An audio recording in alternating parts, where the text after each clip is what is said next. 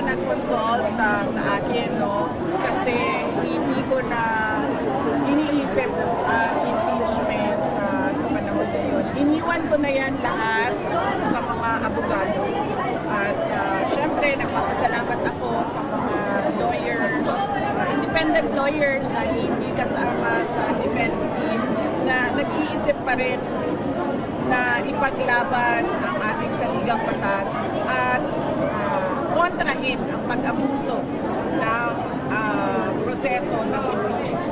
Next question, Bail, VP election na naman, aside Election? sa apat, aside sa election related, aside sa election related, Election related. aside dun sa apat na sinabi mo na may kumausap na sa'yo na maging Senate slate, nadagdagan ba at may mga partido na ba na lumapit sa'yo?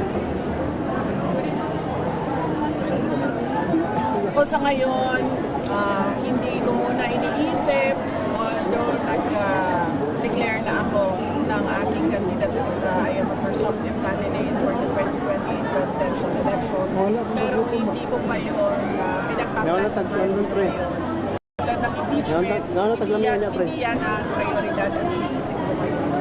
Dahil napakarami sa ating mga kababayan ang nananawagan pa rin ng totoong pagmamahal at serbisyo galing sa ating pamahalaan.